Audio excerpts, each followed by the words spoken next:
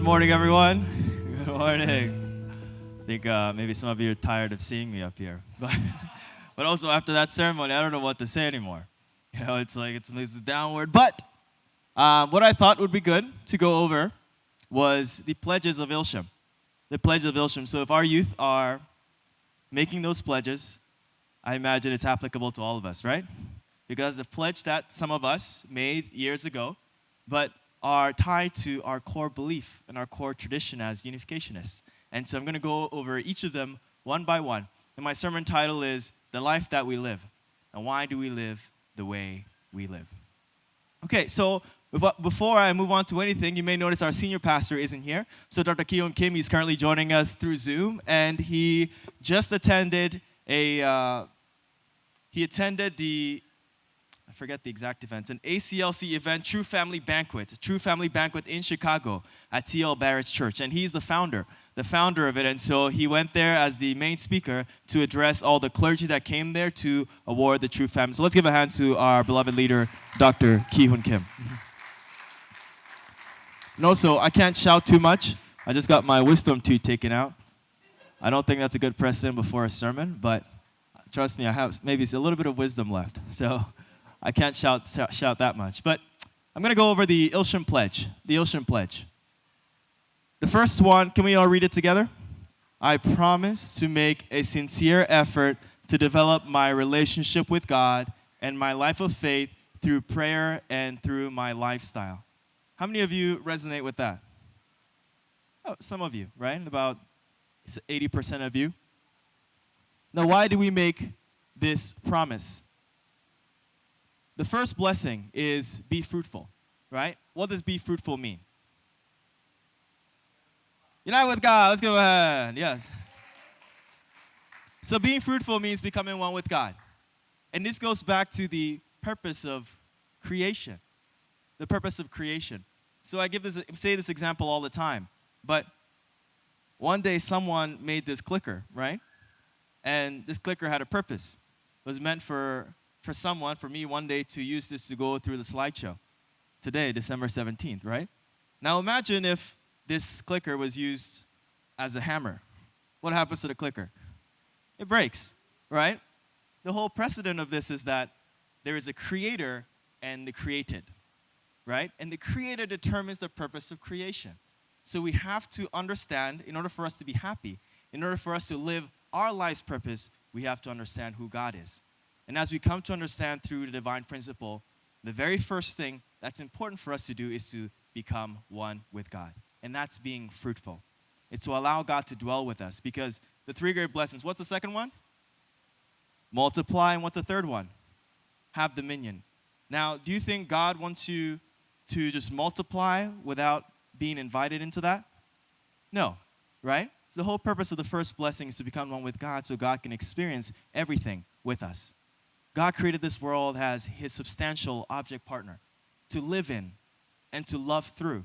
And so if we don't allow God to dwell within us, then the purpose of creation is not realized, right? And the ideal of creation, consequently, is not realized as well. Ilsham Pledge number 2. Let's read it all together. I will strive to inherit the unificationist tradition of honoring true parents, upholding the value of the blessing by maintaining my sexual purity until the blessing and living for the sake of others. Who resonates with this one? Yeah, many of you do, right? And this is the core of our belief. And there are probably about 25 different slides after this, but I might skip through some.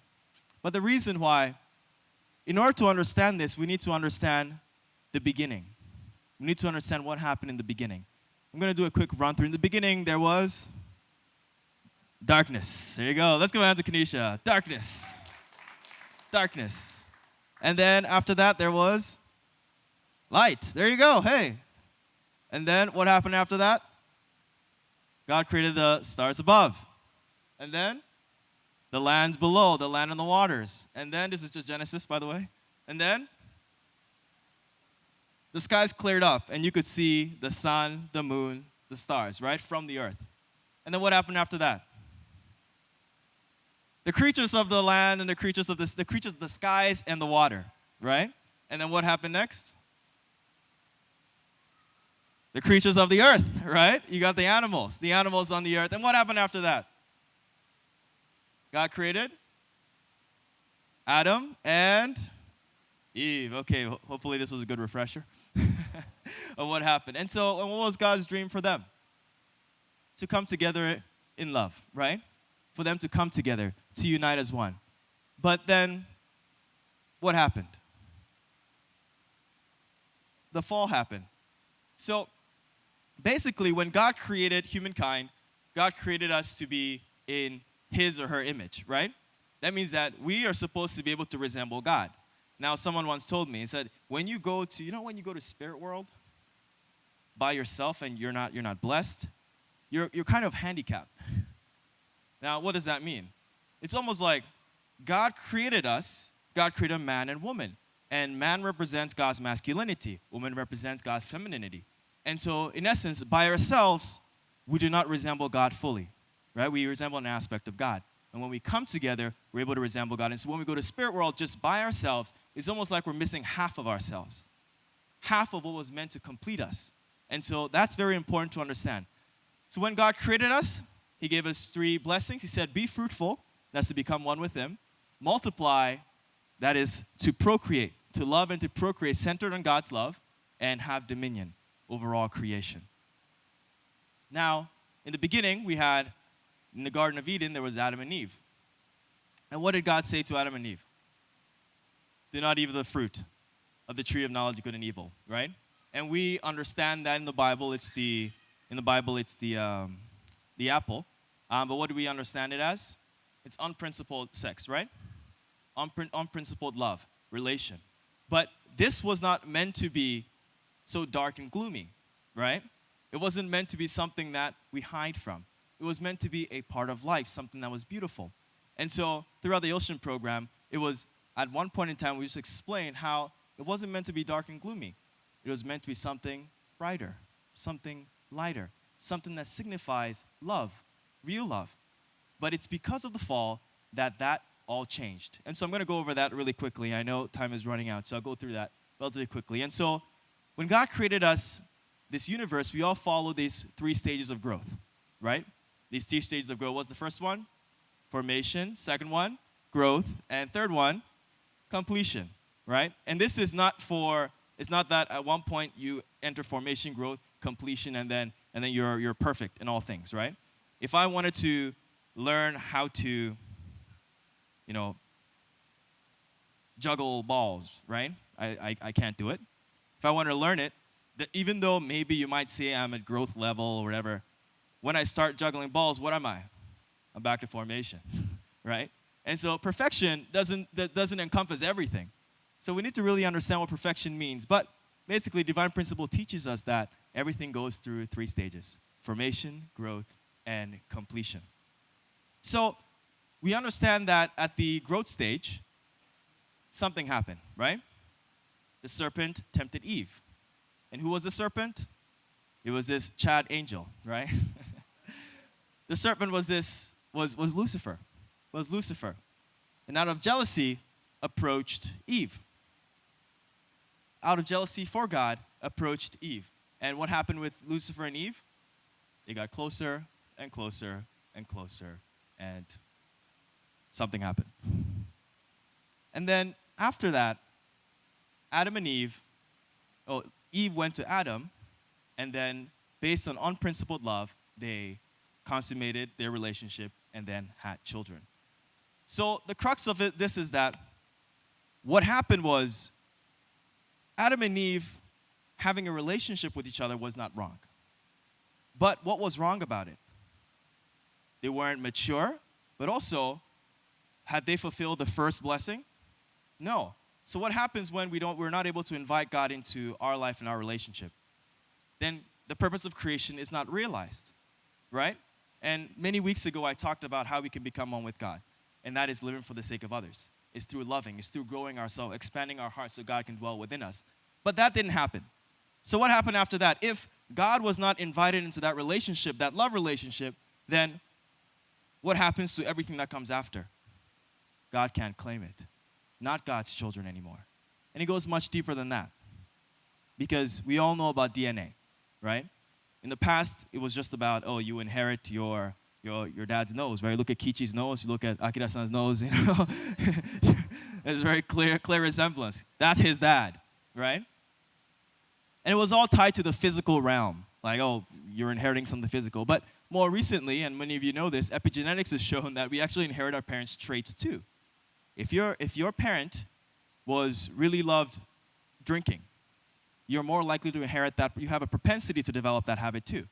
If you have someone in your lineage who was a chronic, liar or something, you might inherit that too. And so it's very important for us to develop ourselves, because whatever we do not complete gets passed down, but also the good things about us gets passed down too. And so through this, because God was not invited at the beginning, what happened? God's lineage couldn't perpetuate throughout all of humanity, right? And so what was this was meant to be that. Was meant to be something that's beautiful. Something that's beautiful. And so what was the fall? When you come down to it fundamentally, it's just the motive was wrong. The motive was wrong. The tragedy of the fall was that the parents' love was immature, and that was passed down. We talk about principled. What is principled and what is unprincipled? And the reality is that they can look the same, but they said the difference between good and evil is the motivation, right? If you had a murderer, a robber, right, come to someone's house and held a child at gunpoint, and then the dad comes down and he sees what's going on. The dad's got his pistol too. Now, if the murderer kills the son, would you say that's evil? Right? You'd say it's evil. But if the dad were to kill the murderer, would you say that's evil? Maybe not, right? But the thing is, the act is still killing, right? So the main point I'm trying to illustrate here is that the difference between principled and not principled is really the motivation. Motivation behind it. You have a knife. A knife can be good, a knife can be bad. The knife itself is not good or bad. It's really the motivation behind the use of that knife, right? You can chop your tomatoes with it, your carrots, you can make sushi with it, but also it can take a life away. And so that's the point I'm trying to illustrate behind even the act of the fall. Relationship between man and woman. The act in and of itself isn't wrong, it's the motivation behind it. It's the heart behind it. That's what determines principled or unprincipled. So as a result of the fall, God lost it all, right? Because God couldn't be invited to the first ancestor of humankind. God lost everything. And God's dream was to have a man who represents his masculinity, a woman who represents his femininity, to come together. So what happened through the providence of restoration? God had to bring back a man and a woman, right? And we understand that 2,000 years ago, who came? Jesus. Jesus came as the only begotten Son, as the only begotten Son of God. But unfortunately, he was taken the way of the cross. But nonetheless, God had established a successful foundation of being able to claim a son who was fruitful. And so that's why Jesus said he will return. And we understand 2,000 years later, we have our true father and our true mother. Let's give him a hand. And our true father in the position of Jesus as the only begotten son, and our true mother as the only begotten daughter. And if you understand the beginning, God wanted a man and woman who could become one with him so that God could be the ancestor of all of humankind. And so that's the mission that the Messiah brings. That's the mission that true parents bring with them. And then through true parents, they establish the marriage blessing. How many of you are blessed here in this room? All right, so many of you. Let's give yourselves a hand. Because this is history. This is history. It's like for the first time ever, God could claim a lineage. God could have man, God could have women who were under his lineage. God could have children, true children, right? So the blessing, yesterday we went over different exercises with the youth about the difference between the blessing and marriage. And the recurring answer is that it's centered on God, and it's under God's lineage. So that's the blessing. And the purpose of the blessing, in essence, is to reverse the motive and the act of the fall. That's the purpose of the blessing. And I know for many first generation, you understand that even more deeply because that was your course. That was the course. And so Adam and Eve chose to pursue self-centered love in opposition to God's command at the risk of their own life. They pursued self-centered love. So what does reversing it look like? Sacrificial love. Sacrificial love. In accordance to God's will at the risk of your own life. And so this is a complete reversal. You have people right now, and many of you are here, who chose to reverse that act through self-sacrifice. And I know many of you know this. You have your own course. You went fundraising for 7 years. You couldn't pick your husband. You couldn't pick your wife. What does that symbolize? It's completely selfless. Does that make sense? Like you weren't pursuing something or someone, but you gave it up for God to do so, for God to bring that person into your life. And through that, we were able to lay a foundation for a reversal of the fall.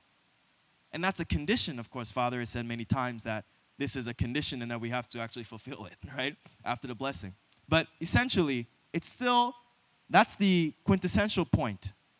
Reversing the fall is sacrificial love. Sacrificial love. And that's for the first generation.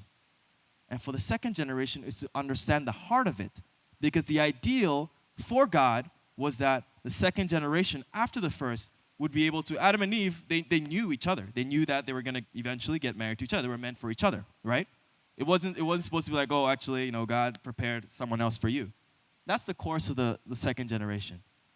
First generation come to God. They're the first people who come to God in their lineage and turns their lineage around so that the second, third, fourth generation can be born. And so the ideal of God can be realized from the beginning. It's almost like we started a race, and then at some point we went back past the starting line. And now we're just getting back to that starting line. That's the providence of restoration, to get to that point. But the heart of it stayed the same. Actually, this is Akira and Yoko Ota.